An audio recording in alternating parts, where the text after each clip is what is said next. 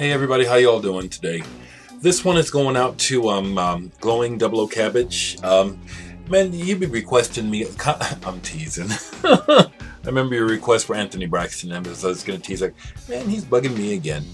I love it. So he wanted to see what I have by Henry Threadgill, and I don't have as much as I would like, but I'll show you what I have. Henry Threadgill is a jazz musician originally from Chicago. He was an original member of the AACM, which spawned the art ensemble,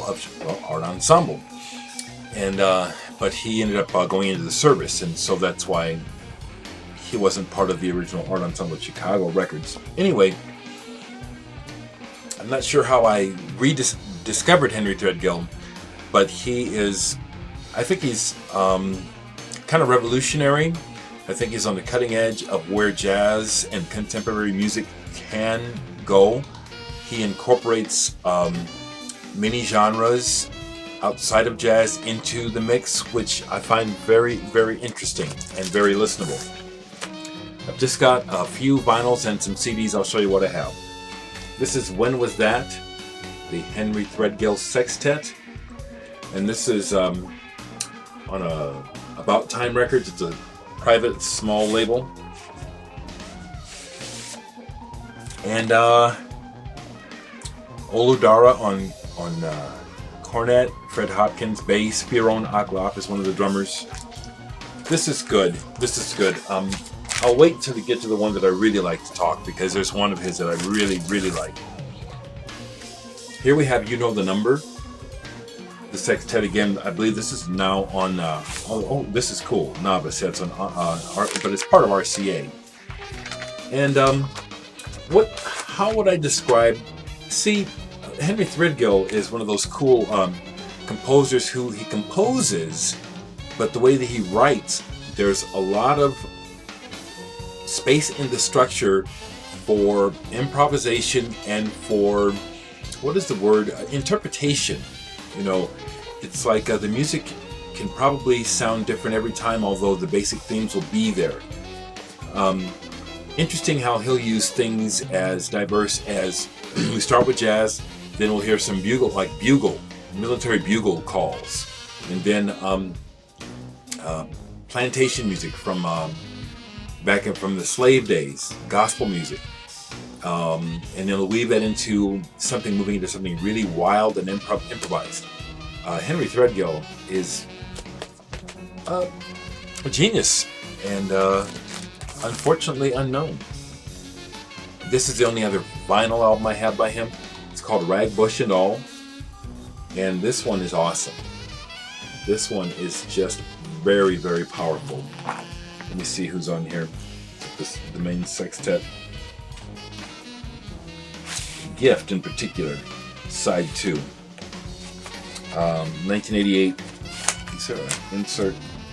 The information isn't here as who's playing. This one is just awfully, awfully intense.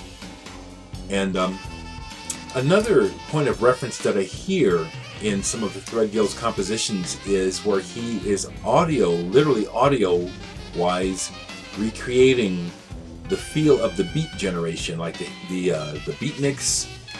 Cats in little berets and smoking cigarettes and cigarette holders, reading Jack Kerouac.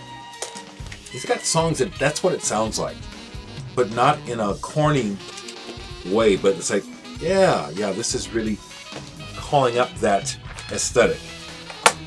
I also have some CDs by the brother, and I'll show the one that I like the least, but I probably need to listen to it more. Easily Slip Into Another World. Now this one starts off with an old-timey kind of old folks around, sitting around on the porch kind of feel, which just turns me off.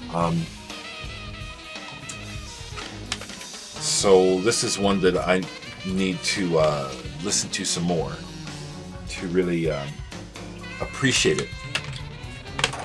Here he got signed to Columbia Records, a 3-record deal, which is unheard of for a jazz artist. You know, especially this was what in the 80s or 90s this happened.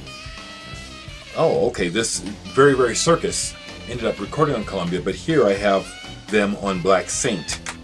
And this is Spirit of Nothing Up. This is bad, bad, bad, bad. See, what I like about Henry Threadgill is that he'll also put in funk. It's jazz, and then you hear this James Brown. Then you hear like hip hop references, but it never comes out of the realm of the jazz sphere, or rather, I don't know how to explain it. He elevates it. I hope you know what I'm trying to say. Here's another really good one. I'm ending with my favorite. This is next to my favorite one by him, and I love the cover. Making a Move.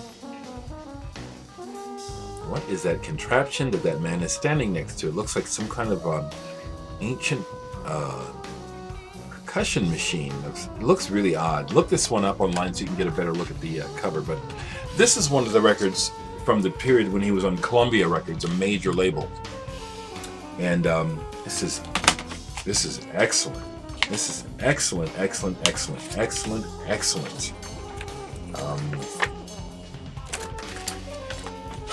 There's even aspects of hip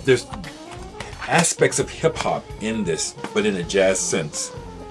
And I plan to float one of the tracks off of this one underneath this one. I haven't done that in a while, but this is my favorite of the ones that I own.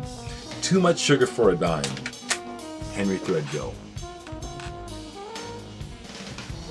This is a bomb monster album. So that's what I can show you, Jeff.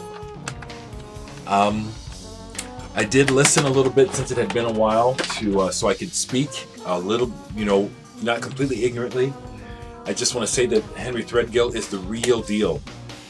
Very challenging music. His playing as well as his arrangements, the people that he works with. It's high quality, very, very creative. He could be a person that you could say will point to him as to what are the next directions in jazz. Like a modern Miles Davis or Charlie Parker. More like a modern day Miles Davis, in that Charlie Parker was just on fire with his playing. Miles had his finger in the pie in many areas. Besides just playing, he was into moving the music ahead.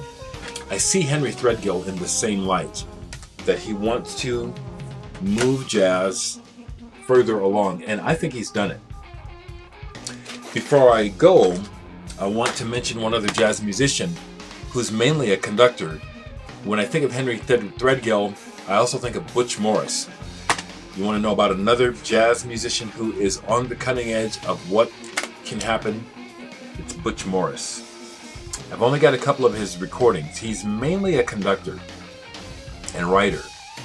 And he has this system of conducting and writing and improvising that he has, I believe, patented it. It's called conduction. And it's fascinating because he has a way of setting up improvisations with musicians and then conducting the improvisation like you would an orchestra. And does it sound different? I mean, does it take it to another level? Yeah, it does. You got to hear it. Dust to Dust is one that I have by him. Again, if you're interested in knowing about what's on the cutting edge, you want to really hear some really dope shit. You want to hear some Butch Morris and Henry Threadgill. Here I have Homing by Butch Morris. Some of the people he plays with will give you an indication he doesn't jack around. He's got people like J.A. Dean on trombone and electronics, Shelley Hirsch voice, Jason Wang on violin, Jean-Jacques Avenel bass. He doesn't play around. He plays with the best. Andrew Cyril on drums on this one here. Marty Ehrlich, Wayne Horvitz, Zena Parkins. Some of y'all know what I'm talking about. This one here on Sound Aspects is just, this is a head crusher. Homing by Butch Morris. I've never seen a Butch Morris vinyl record that I could afford. I'll leave it like that. So, Brother Glowing Cabbage, that's my Threadgill report for you. It was real nice of you to let us meet your wife, Amy, in your recent video. And good luck with the radio show. Sometime I may try to listen to a cast. You know, it's funny. I've just been approached by some local folks that are setting up an arts foundation here in Nebraska. And one of the things they're hoping to do is to start a new radio station, not online, but on the air. And they've asked for me to be one of the DJs. I'm honored.